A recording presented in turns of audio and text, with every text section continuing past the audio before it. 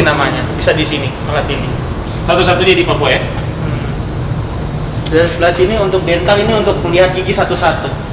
Itu ini biasanya untuk digunakan pemeriksaan seperti organ dalam.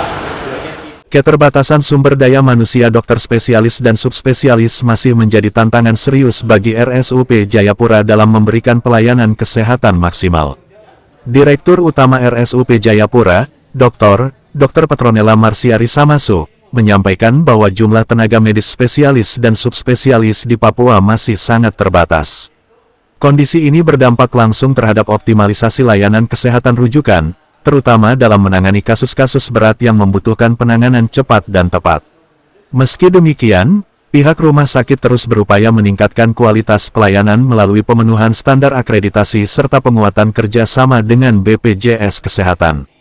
Sebagian besar masyarakat Papua merupakan pengguna BPJS, sehingga layanan yang terstandar dan terintegrasi menjadi kebutuhan mendesak. RSUP Jayapura juga tengah mengembangkan layanan unggulan seperti penanganan penyakit jantung, stroke, kanker, serta layanan kesehatan ibu dan anak. Ke depan, rumah sakit ini menargetkan pengembangan layanan canggih seperti neurointervensi untuk meningkatkan penanganan kasus darurat medis, khususnya dalam masa golden time yang sangat menentukan keselamatan pasien. Nah, kalau di rumah sakit itu standar wajib dimiliki rumah sakit untuk bisa bekerja sama dengan BPJS. Sebagian besar populasi kita adalah pengguna BPJS, termasuk Bapak Ibu. Termasuk kami juga pengguna BPJS, dan itu yang kami kerjakan setelah dapat izin operasional, sehingga setelah terakreditasi kemudian kerjasama dengan BPJS jalan, sehingga saat ini sudah terus lagi kami berikan apa yang sudah bisa kami kerjakan. Coming soon ke depan itu kita akan buka juga layanan mata, sama yang juga sedang kita buat, tadi sudah ditampilkan di video, sudah dijelaskan oleh Narsiat juga, untuk layanan canggih neurointervensi, ada di lantai 5 gedung B.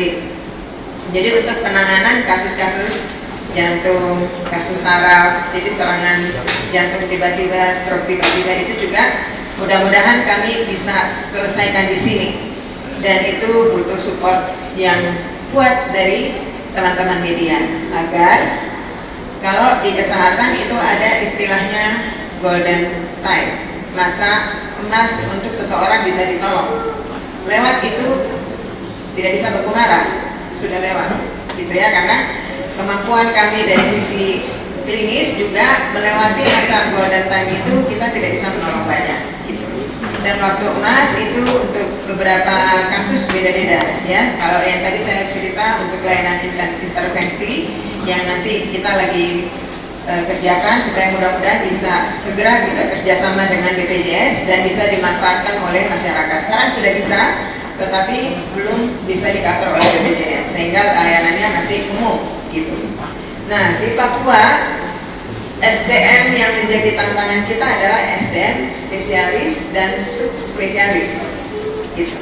Jadi yang ada ini mari kita jaga dengan mereka bisa memberikan pelayanan yang tanpa tekanan, tanpa intimidasi, dan harus happy di sini. KJS kayak kanker, jantung, stroke, uronepro, kesehatan ibu dan anak gitu. Nah itu jadi prioritas kami. Kemudian tadi ada muncul tempat tidur. Kapasitas kami, karena kami Bapak Ibu mengenal rumah sakit tipe A, B, C, D.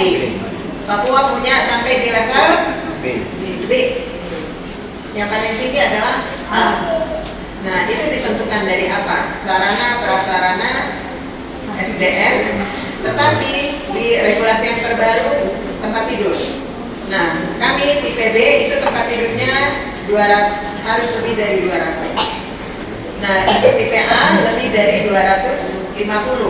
Tetapi di dalamnya bukan hanya jumlah tempat tidur saja, tetapi yang ada di intensive care juga dia punya perhitungan sendiri. 10% dari jumlah tempat tidur itu dia harus tempat tidur intensive care. Misalnya Bapak Ibu masyarakat sering komplain karena ICU penuh. Nah itu juga bagian dari perhitungan tempat tidur tadi gitu. Dengan berbagai keterbatasan yang ada, RSUP Jayapura tetap berkomitmen meningkatkan kualitas layanan kesehatan bagi masyarakat Papua.